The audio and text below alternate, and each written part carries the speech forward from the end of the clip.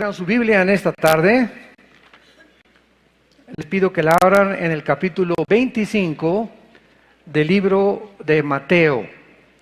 Evangelio de Mateo, capítulo 25, y tenemos como título la parábola de las 10 vírgenes.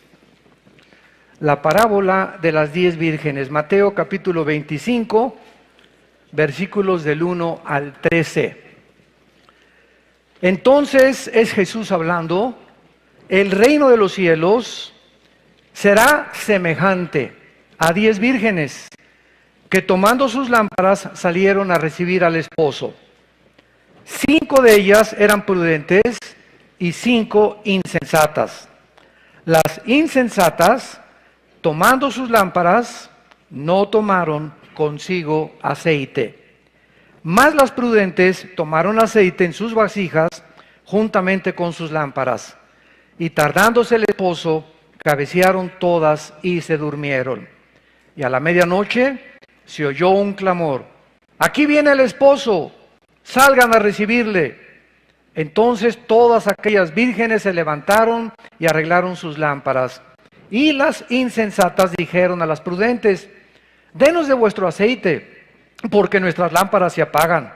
Mas las prudentes respondieron diciendo: para que no nos falte a nosotras y a vosotras, id más bien a los que venden y compren para ustedes mismas. Pero mientras ellas iban a comprar, vino el esposo.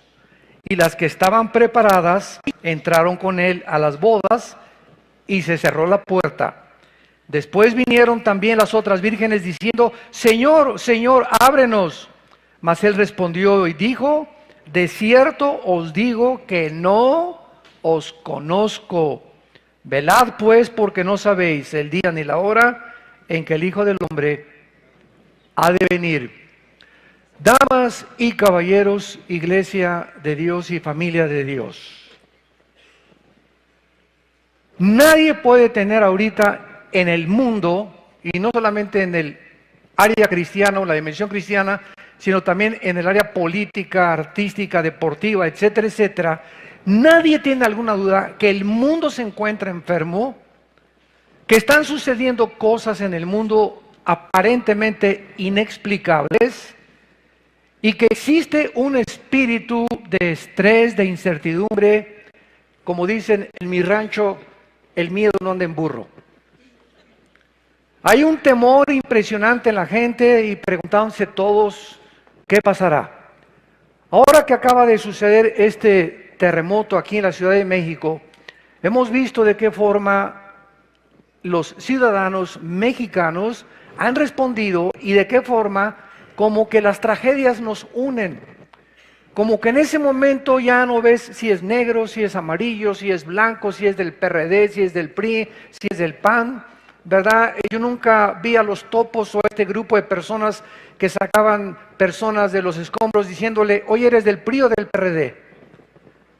¿Eres blanco o eres negro? En ese momento se acaba completamente todo el racismo, todos los niveles culturales. En ese momento lo único que nos hace es, ¿verdad?, la tragedia, unirnos y buscarnos con todo el corazón. Anteriormente en la ciudad de Houston hubo una inundación impresionante con el huracán Harvey. No se imaginan ustedes que el agua estaba casi a más de 1 metro de altura. Y cuando iban en las canoas los rescatistas, ahí se actuó con demasiada rapidez, gracias a Dios. Lo mismo, tú no veías a ninguna persona que estaban rescatando diciendo: se me olvidó mi Rolex en la casa, regresemos por él. O mis palos de golf. Lo único que veías tú en la televisión eran las gentes con las caras emocionadas: mi hijo se salvó. Y veías cómo se encontraban 2 canoas o 2 lanchitas, y aquí está mi abuelita, y aquí está mi hijo, y lo único que importaba en ese momento no eran los palos de golf, ni la televisión que se mojó, ni la cara, sino que estuvieran vivos. Era lo único que les llenaba de satisfacción. Todo lo demás, de repente, carecía de importancia. Y todas estas cosas nos llegan a pensar profundamente, no solamente teológica, sino también filosóficamente. ¿Qué pasaría si las circunstancias en el mundo, o por ejemplo en México, siguieran iguales? todo jijiji, jojojo, Disneylandia, todo el mundo progresando, etcétera, etcétera. Todo mundo feliz y contento, camino al infierno. Jesús lo dijo hace 2000 años claramente, de qué le sirve al mundo ganar las cosas y de qué le sirve a las personas que obtengan las cosas del mundo si pierden su alma. Entonces, desgraciadamente, los pensamientos de Dios no son nuestros pensamientos, ni la forma como Él actúa es como actuamos nosotros. Entonces, estas circunstancias que aparentemente a nosotros nos llenan de temor y nos llenan de preocupación y de cuestionamientos y de interrogantes, ¿por qué un Dios como el Dios que dice la Biblia, que de tal manera amó Dios al mundo, etcétera, etcétera, permite las cosas que están sucediendo? Y la respuesta es demasiado simple. Es que es desgraciadamente a través de estas tragedias que la gente se vuelve a Dios.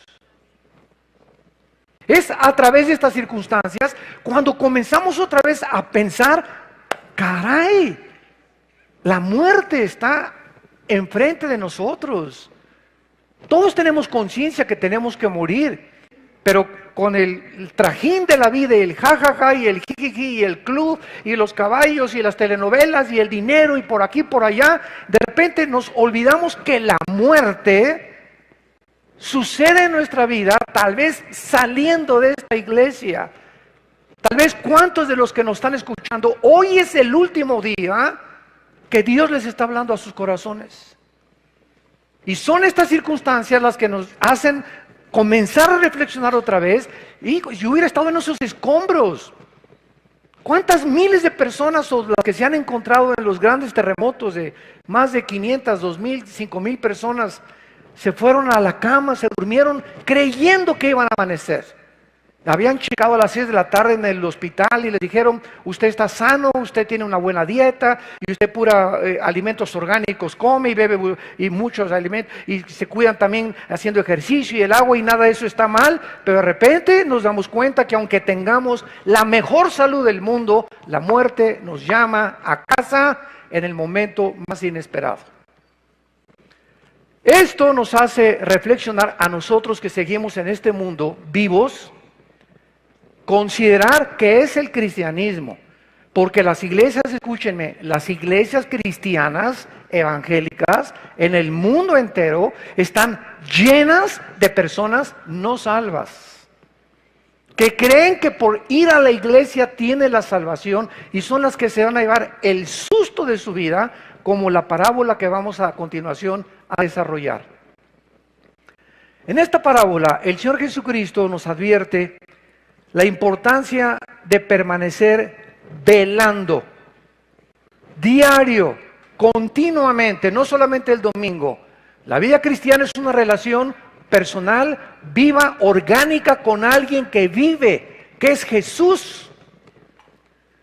Y si tú no tienes esta relación diaria, viva, orgánica con Jesucristo, aunque el domingo vayas a alguna iglesia o tengas alguna religión, ¿qué susto te vas a llevar? Y esta es la parábola precisamente que Jesús ha descrito para que comencemos a prepararnos y a considerar realmente qué es la situación o en qué situación me encuentro. Dado que las circunstancias son inesperadas y que puedo morir saliendo mañana, un ataque al corazón, una embolia cerebral, un balazo, un accidente, un temblor, me cae una losa arriba de la cabeza, una inundación, de muchas formas, pero todos tenemos que morir. Tenemos que considerar, mientras estamos vivos, si realmente tenemos la salvación. Esta parábola es también un retrato dramático de lo que le sucederá a los cristianos que se decían cristianos y no lo eran. Y pertenecían al coro, pertenecían a la alabanza, pertenecían a diáconos, pertenecían a la seguridad, pertenecían al grupo de oración, pertenecían afuera, eran pastores, eran obispos, eran lo que tú me quieras llamar. La iglesia está llena de personas que no saben ni han entendido lo que es el cristianismo. Y este es un retrato que Jesucristo nos da. Vamos a ver a continuación y a identificar los protagonistas. El esposo está mal traducido. Si lo quieren ustedes corregir en sus Biblias, es la palabra numpíos, con N de Nancy, U, M de mamá, P de papá, H, I latina, O, S de Samuel. Numpíos, y es el novio. Entonces, siempre que se traduce esposo en el Nuevo Testamento, está mal porque Jesucristo no es todavía nuestro esposo. Vamos a demostrarlo a través de varios versículos en este momento. Entonces, el novio aquí es el Señor Jesucristo. Las vírgenes prudentes son los verdaderos creyentes, los que tienen la salvación y están seguros de su salvación. Las vírgenes insensatas son los falsos creyentes, los cristianos que han ido a la iglesia y han ido a muchos estudios, pero nunca han sido regenerados, nunca nacieron de nuevo, nunca entendieron que era realmente que la necesidad más importante para asegurarnos de que pertenecemos al reino de Dios es el arrepentimiento.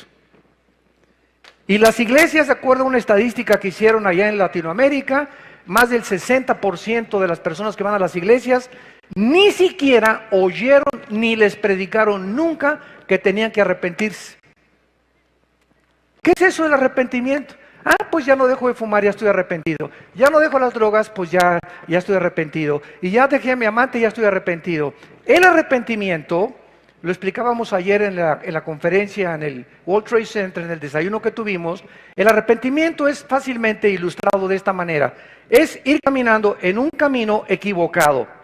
Y de repente Dios te habla, te ilumina el entendimiento, te dice vas mal, estás a punto de pasar la luz amarilla, si se prende la roja, vas a destruir tu vida y tu familia. Y en ese momento el arrepentimiento no es una vuelta de 90 grados. Porque mucha gente dice, bueno, el arrepentimiento es ya no voy a fumar, ya no voy a tomar, ya no voy a adulterar, etcétera, etcétera. Aunque hagas muchas buenas cosas, y hay que dejarlas desde luego con el poder de Dios, no es el arrepentimiento. El arrepentimiento es, reconocer todas estas cosas, pero es un giro de 180 grados. Que no solamente dejas de hacer esas cosas, sino que te vuelves a Dios. Porque ¿de qué te sirve dejar lo que tú estás haciendo? En este caso, los mormones nos ganan porque ni café toman. Entonces, hay muchísima gente más moral en ese sentido que los mismos cristianos. Que ni café toman, ni Coca-Cola, olvídate, solo el diablo toma Coca-Cola. Pero si tú no te vuelves completamente a Dios, porque si tú dejas de hacer esas cosas, bueno, Alcohólicos Anónimos es una institución muy altruista y te quita el alcohol. Marihuanos Anónimos, Neuróticos Anónimos, etcétera, etcétera, ayudan a dejar muchas cosas. Pero no solamente se trata de eso, sino de que nos volvamos a Dios y camines ahora, de aquí en adelante, con la Biblia delante de ti, en contrario a lo que tú ibas, y comiences a leer y a seguir diariamente para que sepas en qué camino me encuentro, si estoy siguiendo a Jesucristo. Es algo diario, es algo diario. Y mientras esto no forme disciplina de tu vida, se puede dudar realmente que tengas tú la salvación. Porque has dejado de hacer buenas cosas, eres una persona altruista, eres una persona moral. Y como los fariseos en tiempos de Cristo nos hubieran ganado a todos nosotros. No por afuera, ¿verdad? Y olvídate, ¿no? Y aquí está la mujer adúltera y la ley dice que hay que matarla a pedradas, etcétera, etcétera. Eran impresionantemente implacables. Y eran limpios ante la sociedad, pero su corazón, Jesucristo les dijo, es como un sepulcro. Por afuera la tumba blanca, pero por dentro de ustedes es un nido de podredumbre, de gusanos y de mazacuatas y coralillos y cascabeles.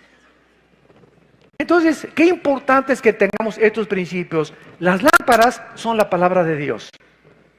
Dice en el Salmo 119, lámpara es a mis pies tu camino. Entonces las lámparas es un símbolo o tratan de significar la palabra de Dios, que es la forma como Dios nos alumbra nuestra vida y el testimonio que damos. Y el aceite de las lámparas, que vamos a continuación a ver, es el Espíritu Santo, es la unción del Espíritu Santo que llena la lámpara. Vamos a ver que no basta solamente traer la Biblia, porque hay un dicho que decía Charles Spurgeon, el príncipe de los predicadores: el diablo nunca es más diablo que cuando trae la Biblia debajo del brazo. O sea, tú puedes ver a mucha gente, hay cantidad de sectas que usan la Biblia, que la luz del mundo, los testigos de Jehová, adventismo del séptimo día, etcétera, etcétera, ciencia cristiana, usan la Biblia. Cuando Cristo se enfrentó a Satanás, Satanás no le citó el manifiesto comunista. Satanás le citó a Cristo el libro de Deuteronomio, se lo sabía de memoria Satanás. Cuando los demonios se conocieron a Cristo en las sinagogas, ellos fueron los primeros que le dijeron: tú eres el Hijo de Dios. O sea, el diablo no es ateo. Los demonios no son ateos, no basta decir creo en Dios. La pregunta es ¿en cuál Dios? Y el apóstol Santiago en su capítulo 2, en el Nuevo Testamento, lo aclara. No basta decir simplemente que creo en Dios, los demonios creen y tiemblan, sino que necesitamos manifestar con nuestra vida que realmente hemos experimentado un cambio radical que nos ha hecho cambiar una vuelta de 180 grados y que digan: pero Juanito, ese no es Juanito, esa no es Paulina, esa persona yo no me la creo, es completamente diferente. Cuando el apóstol Pablo se convirtió, él tenía miedo de eso y comenzó la gente a decir: no, este trae un rollo nuevo ahí, ese no es Pablo, si lo vimos matar cristianos. Pablo mataba cristianos y era testigo de las muertes de los cristianos. Y de repente se aparecen los apóstoles y lo tienen que presentar para que los mismos apóstoles lo aceptaran y creyeran que Dios lo había cambiado. Yo recuerdo mi propia conversión. Yo era tan malo antes de ser cristiano, ateo y comunista y lo que tú me quieras poner, que cuando me convertí pasaron 2 o 3 años para que mi propia familia creyera que realmente me había cambiado. Creyeron que era un rollo mío para poder seguir siendo malo o seguir haciendo cosas malas. No lo podían creer de lo malo que era, que yo pudiera haber cambiado.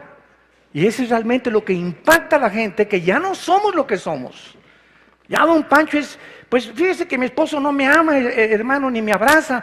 Y voy con don Pancho, es que con sus bigototes, pues así me hizo mi familia. Y todos en la familia somos fríos y a las viejas no se les tiene que abrazar.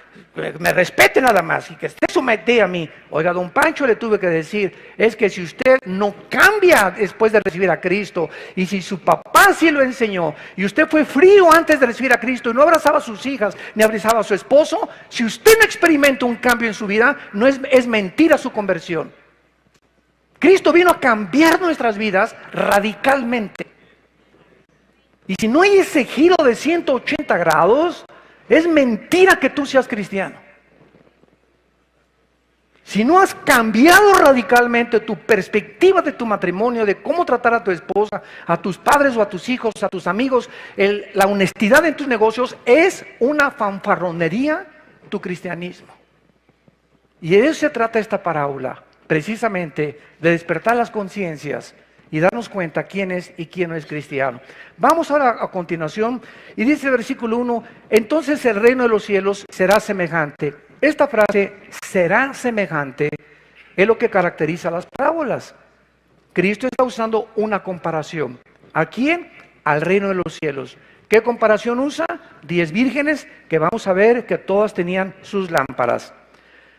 La palabra esposo, ya vimos, es numpios, que es novio.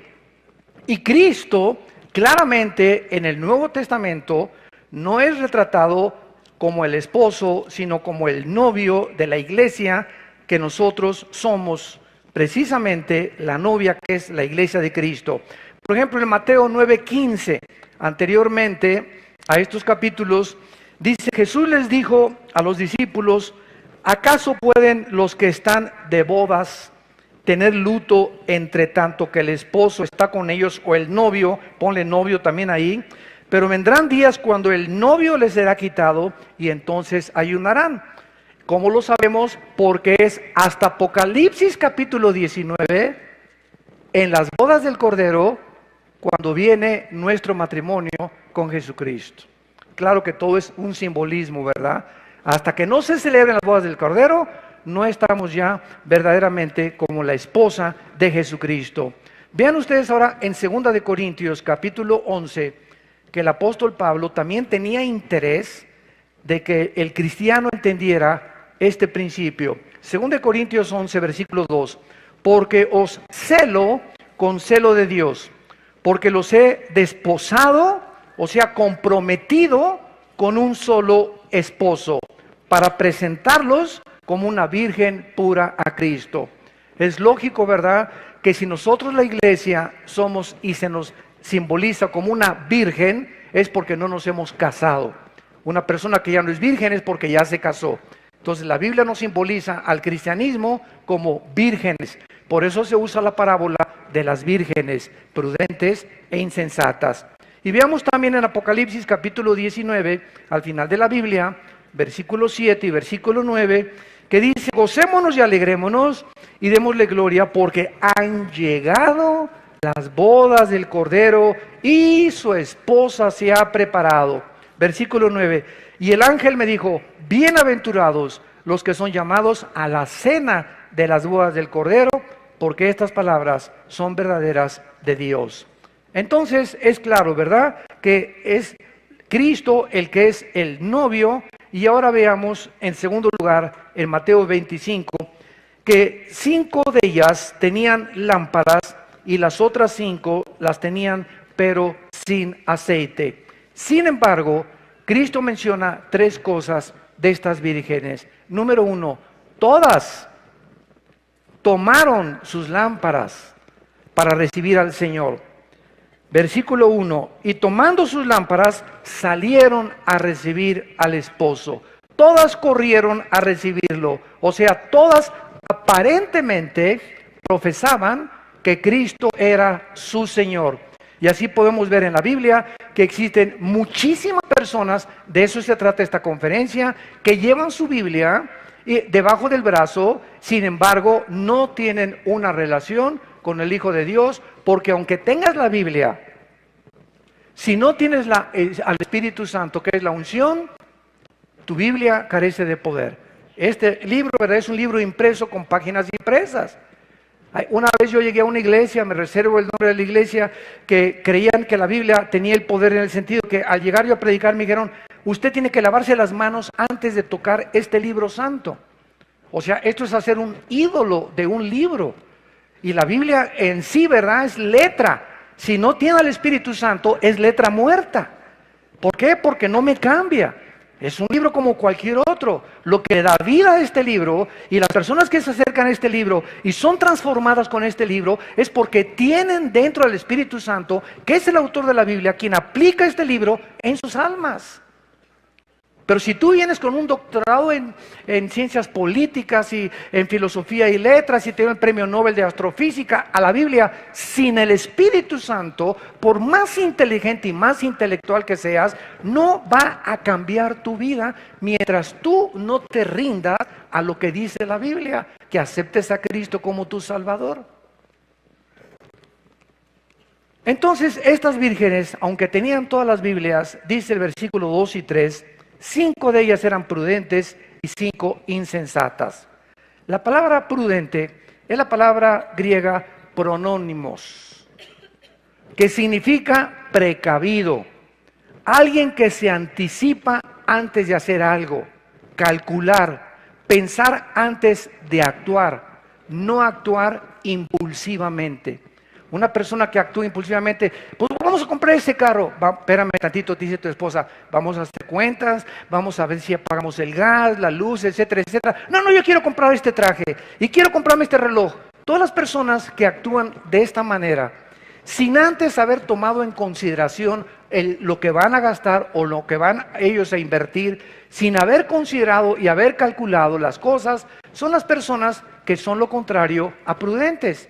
Son personas impulsivas, son personas que actúan inmediatamente por sus emociones. Vamos a comprar este viaje ya inmediatamente. Espérame tantito, todo lo que hagamos, seamos prudentes. Y dice Cristo en Mateo 10, como las serpientes. Se usa a las serpientes, a las víboras, como el ejemplo de la prudencia. ¿Y saben por qué? No hay un solo animal, una sola hormiga, un solo zancudo, una sola mosca que no tenga algo que enseñarnos de la sabiduría de Dios. Porque toda es la creación de Dios.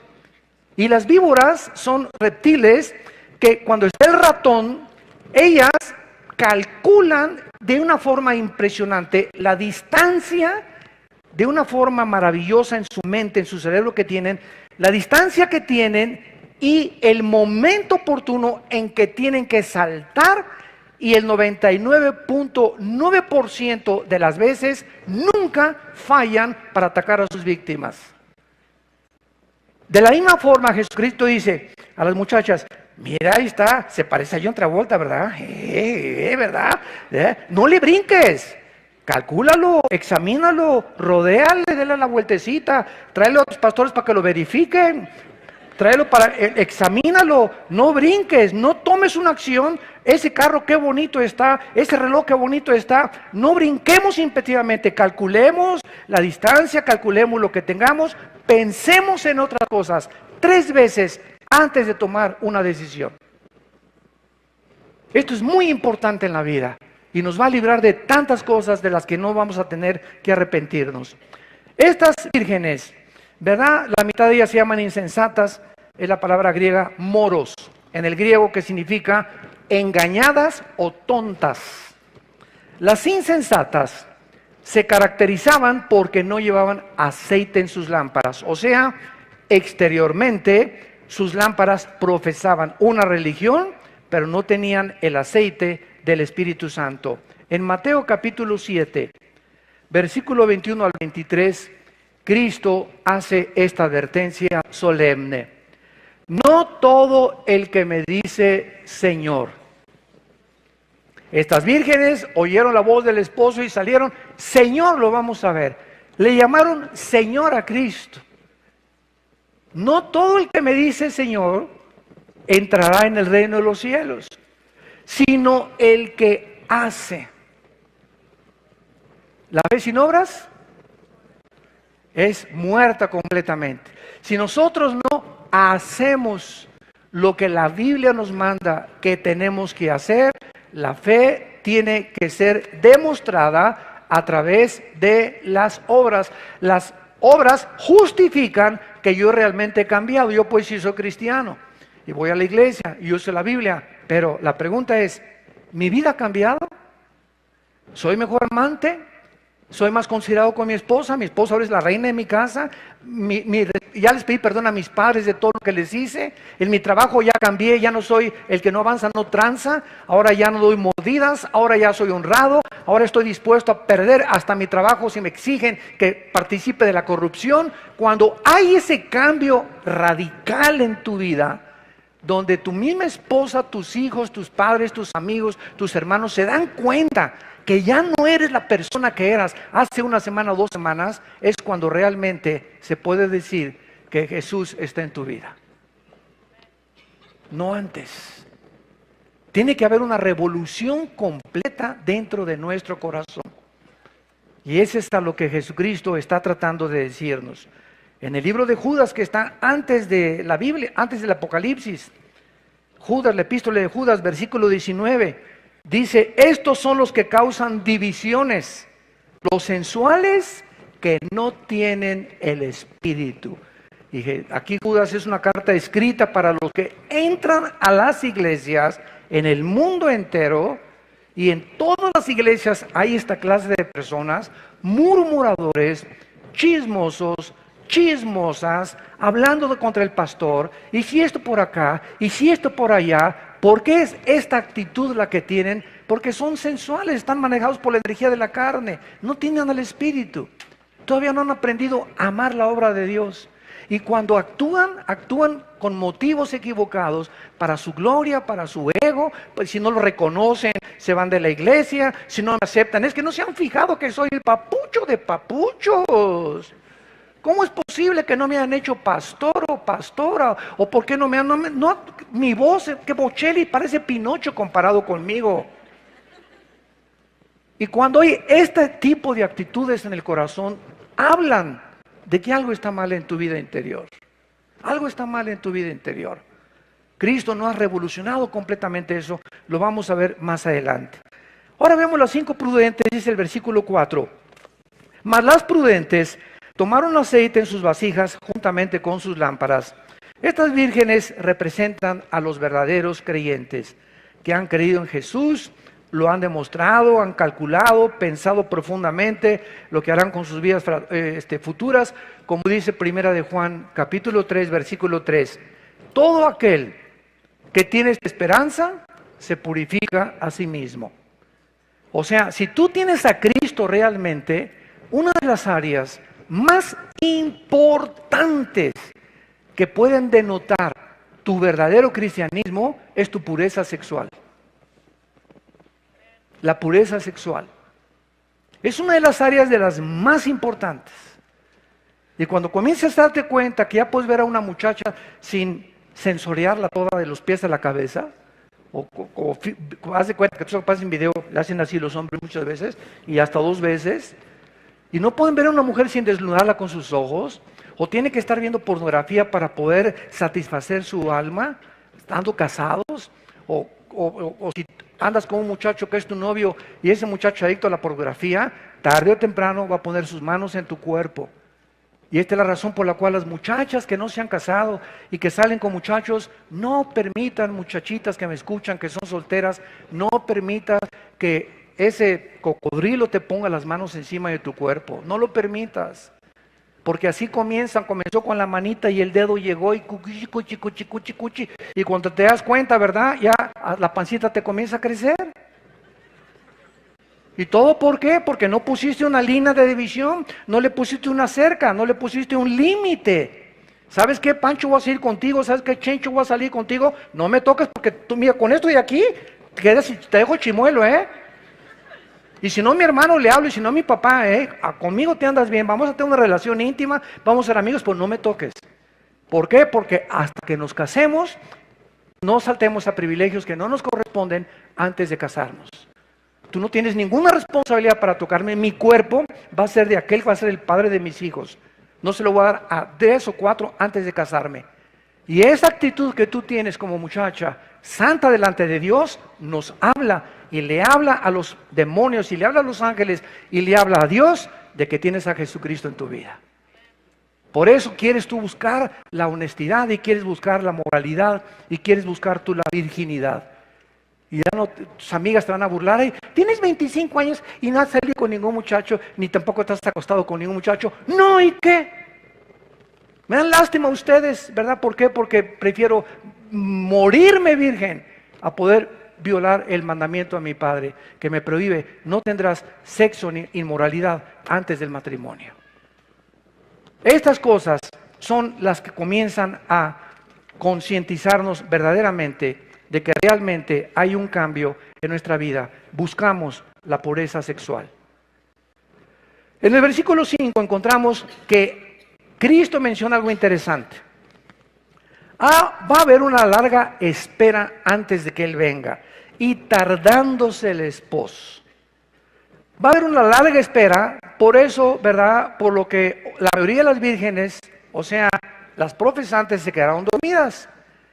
Y pues desde hace varios siglos se está diciendo, y Cristo viene, ¿verdad? Y pues no viene. Ahora todos ustedes son testigos de que hasta en las redes sociales que venía el 23 de septiembre y que iba a haber una tragedia el 23 de septiembre, que porque en Apocalipsis 12, la mujer que aparece ahí con la luna debajo de sus pies y con las 12 estrellas, pues simboliza la constelación de Virgo, que exactamente en este momento se está formando en el cielo. Y entonces Apocalipsis 12 se está comprobando y va a haber algo tremendo el 23 de septiembre, y no hubo nada.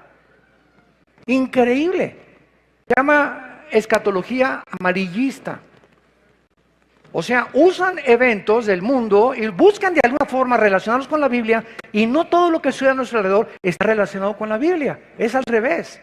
Busquen la Biblia primero para que los eventos que tengan significado.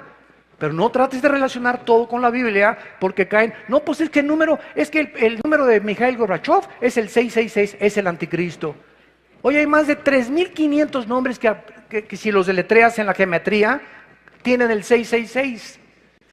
No, pues que el príncipe de España es ahora que las Torres Gemelas fueron derribadas el en septiembre, 11 de septiembre del 2001. ¿Saben lo que comenzaron a decir? Me acuerdo en esa época, el 2001, de este siglo, de que se cumplía Apocalipsis 18, la gran ramera Babilonia había caído. Que Nueva York era la gran ramera Babilonia. Y nos bombardean por todos lados y los cristianos se creen todo lo que leen en las redes sociales. Nunca vuelvas a leer y que va a temblar el 15 de septiembre y que va a pasar estas cosas. La Biblia es un libro completo, una revelación que no hay que agregarle nada. No hay ninguna fecha, ningún día, ninguna hora para poder pronosticar absolutamente nada. Entonces todo lo que tú oigas son hipótesis, son teorías, son filosofías, pero de acuerdo a la Biblia lo vamos a ver, nunca vamos a saber cuando nos sobrevenga el llamado para irnos a casa con el Señor. Entonces, dice el versículo 5, comenzaron a cabecear todas y se durmieron. Y a la medianoche se oyó un clamor que dijo, ¡ahí viene el esposo! Salgan a recibirle. La idea es que nos va a parecer que se está tardando Jesús, ¿verdad? Se está tardando Jesús, más tiempo de lo esperado. Porque millones de creyentes a través de los siglos lo han estado esperando. Sin embargo, si no ha llegado, llegó a ellos el día que se murieron. Entonces, de que va a venir físicamente, va a venir físicamente. Pero si no viene en 5 años o en 3 años, el día que tú te mueras y el día que yo me muera, vamos a tener a Dios como el juez o como el salvador de nuestra vida. Y esto es muy importante. Hace algún tiempo les conté que había un hombre, no me dijo si era ateo, agnóstico o fanático de qué cosa, y me preguntó saliendo a un desayuno de un hotel, oiga, usted es el que dio la conferencia, sí, a sus órdenes, ¿en qué le puedo servir? Y me dice, pues es que Dios es todopoderoso, ¿verdad? Le digo, claro, es Dios todopoderoso. Y me dice, y si es todopoderoso, Él puede acabar con el mal, ¿verdad? Claro que sí, Dios puede acabar con el mal. Y dice, ¿por qué entonces, si Dios es todopoderoso y no ha acabado con el mal, entonces significa conclusión de que no es todopoderoso? Y le contesté y le dije, ¿sabe una cosa? Dele gracias, compadre, porque comenzaría con usted. Entonces, dice en 2 de Pedro 3, versículo de 3 al 4, que Dios es paciente y no ha hecho lo que queremos que haga, que ya venga, que ya acabe con el mal, por su paciencia, para darles oportunidad a muchos de ustedes que nos escuchan aquí físicamente y por las redes sociales, para que te arrepientas. Entonces, si Cristo hubiera venido la semana pasada, o hubiera acabado con el diablo la semana pasada, ¿cuántos de los que nos escuchan estarían en el infierno? A verlo, velo desde esa perspectiva, porque los pensamientos no son igual a nuestros pensamientos. Él no piensa como nosotros.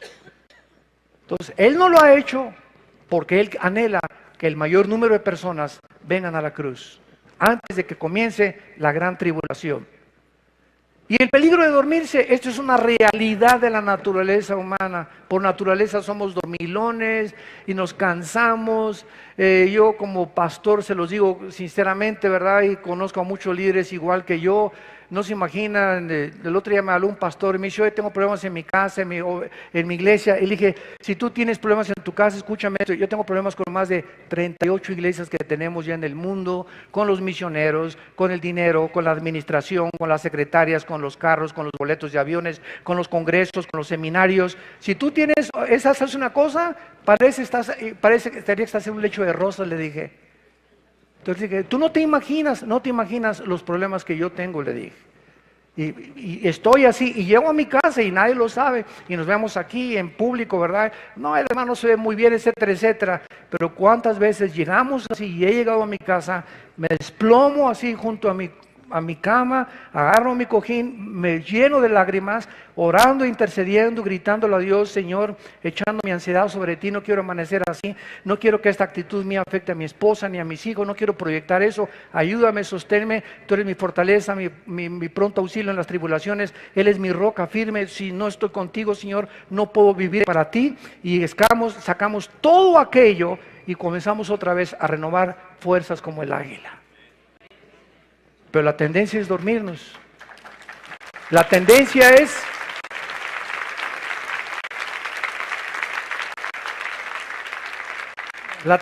llegar así, a lo mejor los problemas son diferentes, pero si tú llegas a un estado en tu vida que ya no aguanto, ahí está la toalla, se oye un coro arriba del diablo, alabío, alabao, alabim, bomba, túpanle, túpanle, más recio, ra, ra, ra.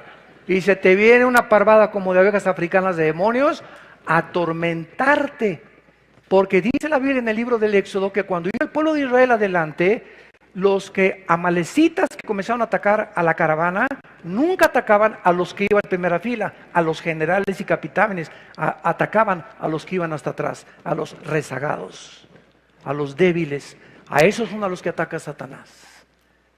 Entonces, si tú te desconchinflas, ¿verdad? Y ya no quiero nada, y esto y el otro, y estás unas hipócritas y esto no sirve para nada, de nada te sirve tus quejas y lo que estés diciendo. Un cristiano desanimado es un cristiano derrotado.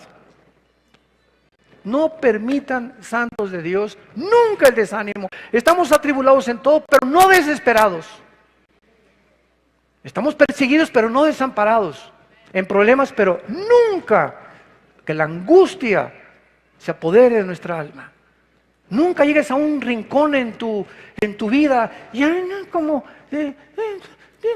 como los perritos lamiéndote tus heridas. Nadie me quele, nadie me viene a ver en el hospital, nadie me visita. Llego a la iglesia y nadie me saluda. Y comienzas y te hundes y de esto no me va a sacar. Y ya se fue mi esposo y yo no tengo seguro social. Y en ese momento, ahí es cuando el escudo de la fe se cae. ¿Qué es la fe? Es el escudo, dice en Efesios 6. ¿Por qué? Porque es la fe la que nos defiende ¿de quién? De los dardos de Satanás. ¿Y cómo ataca Satanás? Con pensamientos. Precisamente, eres una desdichada, nunca te vas a volver a casar, te vas a quedar sin esposo, te vas a quedar sin novio, te dicen la Betty la fea, bla, bla, bla, bla, bla, bla, bla. Y tú, sí, amén, amén, amén, amén. Por el amor de Dios. ¿Se dan cuenta ustedes al estado que podemos llegar? Es en ese momento cuando nos abandonamos a nosotros, cuando caemos en incredulidad, que se viene contra nosotros el enemigo con todo lo que da. Y tu estado comienza a ser peor, 5 veces peor que el primero. ¿Por qué? Porque bajaste el escudo de la fe. Es el escudo de la fe. El Señor no me abandonará. El que habita cerca al abrigo del Altísimo, morará bajo la sombra del Impotente. Diré yo a Jehová, castillo mío, mi roca. Y comienzas en ese momento de desesperación. No me importa en qué mi hija se fue, mi hijo se fue, perdiste el trabajo. En cualquier momento en que nos sintamos arrinconados, sin fuerzas para salir el panorama oscuro, confiesa la palabra de Dios. Él es mi Señor, Él es mi roca, tú eres mi ayuda, mi fortaleza, nunca me dejarás, nunca me desampararás. Y mientras comienzas a hablar, algo misterioso en el reino espiritual sucede en la dimensión invisible. Cuando hablamos la palabra de Dios con fe, se comienzan a despejar así las nubes y los demonios comienzan a irse. Mi cerebro comienza a pensar más claramente y comienzo a entender claramente su voluntad. Porque mientras no estemos despejados, el Espíritu Santo no se comunica a nuestro espíritu. Acuérdate de eso. Nuestra mente tiene que estar despejada para que podamos discernir la voz del Espíritu Santo. Este es el peligro de dormirse. Dice en Romanos capítulo 13, versículos del 11 al 14, dice Pablo: y esto conociendo el tiempo que es para levantarnos del sueño, porque ahora está más cerca de nosotros nuestra salvación que cuando creímos. La noche está avanzada y se acerca el día. Desechemos pues las obras de las tinieblas y vistámonos de las armas de la luz.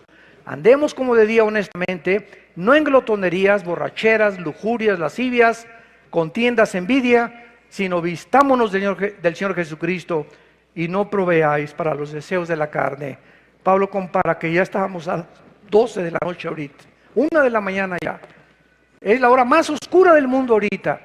Es cuando más confusión hay ahorita, política, filosófica, artísticamente, económicamente. Nunca el mundo ahorita en el siglo XVII, que nos encontramos en el siglo XXI, en el año 2017, nunca he visto tanta confusión filosófica, religiosa, política, económica, como en el año que estamos viviendo.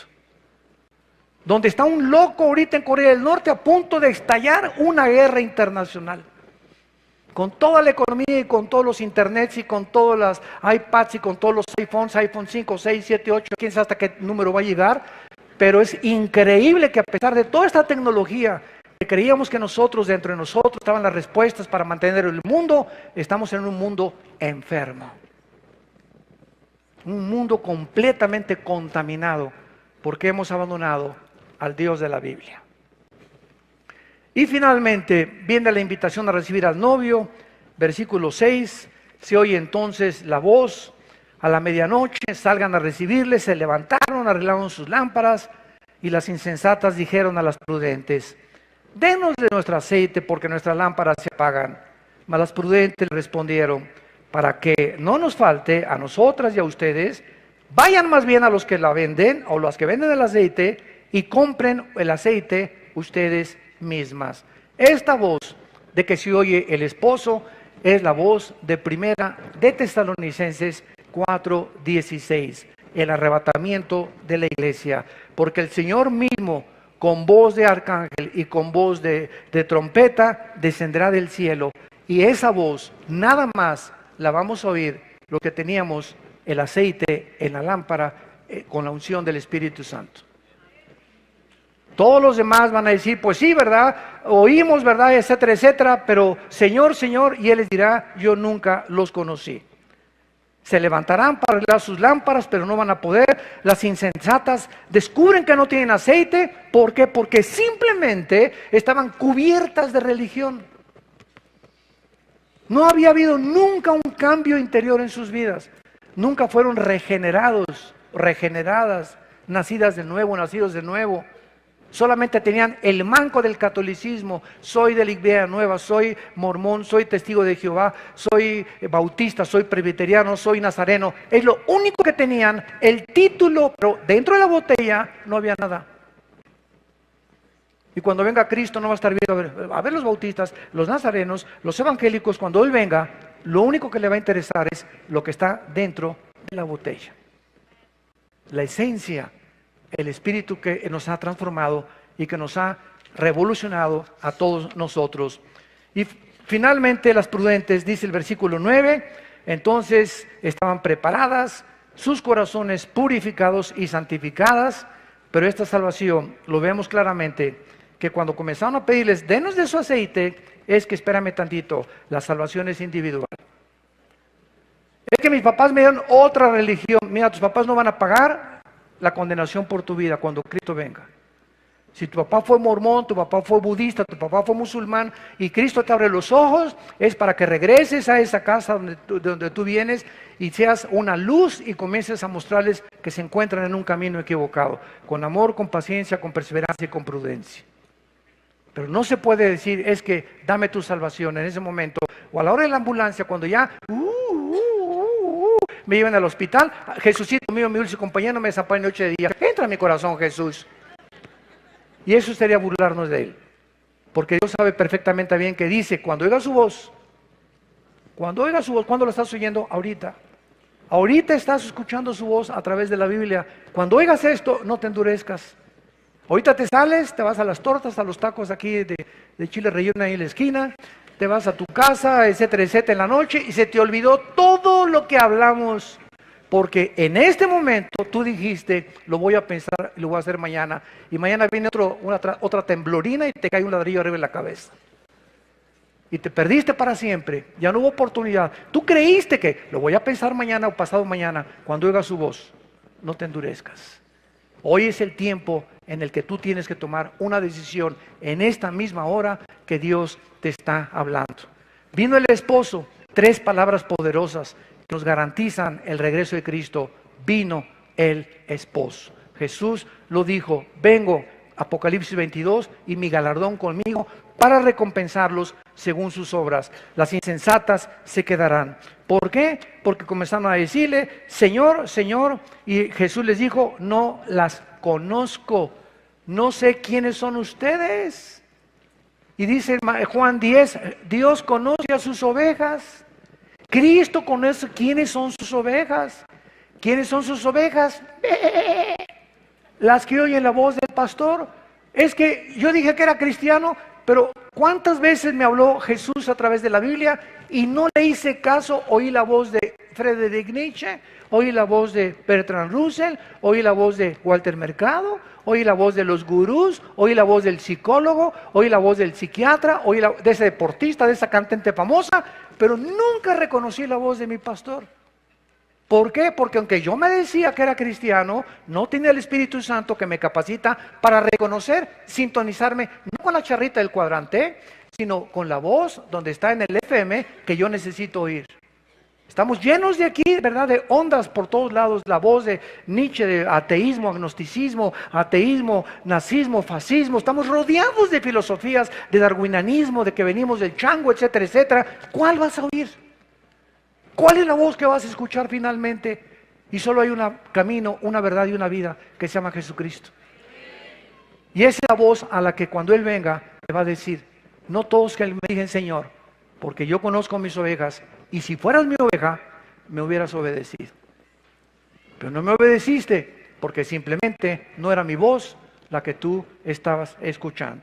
Velad pues, dice el versículo 13, porque no sabemos el día y la hora en que el Hijo del Hombre vendrá. Y en el versículo capítulo 25 de aquí de Mateo, versículo 42 en adelante, Él dijo estas palabras. Mateo 25, versículo 42.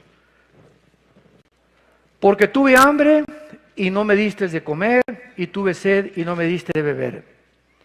Velad pues, porque no sabéis a qué hora ha de venir el Señor. Pero sabed esto, que si el padre de familia supiera a qué hora el ladrón habría de venir, velaría. Si tú supieras a qué horas habría de temblar, ¿qué harías? ¿Se imaginan? ¿Qué haces? Te preparas, ¿verdad? Y no te quedas ahí. Bueno, precisamente como no sabemos, tenemos que estar preparados. Si supiéramos cuándo viene Jesús, nos prepararíamos. Pero como no sabemos cuándo viene, esto es diario. Porque puede ser hoy la última vez que Dios nos hable y que Él pueda venir en la madrugada, hoy a las 6, a las 4, o no amanezcamos mañana. Versículo 44, por tanto también ustedes estén preparados, porque el Hijo del Hombre vendrá a la hora que no pensáis. La pregunta en esta mañana a tu corazón es, ¿estás tú preparado para encontrarte con tu Dios? Ahora que estuve en Bogotá, tuve el privilegio, ¿verdad?, de que fueron allá. Es muy diferente la política que aquí en México. Allá los senadores, los diputados van a las reuniones cristianas y no les da vergüenza, desde luego, los que son cristianos. Esta vez llevaron, ¿verdad?, a un político muy importante, y tuve la oportunidad de platicar con él. Y una de las cosas que yo le pregunté cuando me dijeron que era cristiano, esta pregunta te la hago a ti ahora. Si tú te murieras hoy en la noche, ¿estás seguro que te irías al cielo? Algunas personas que les hice esta pregunta ahí en Bogotá se quedaron calladas y me dijeron, no lo sabemos, no somos lo suficientemente buenos. Inmediatamente supe que no eran cristianos.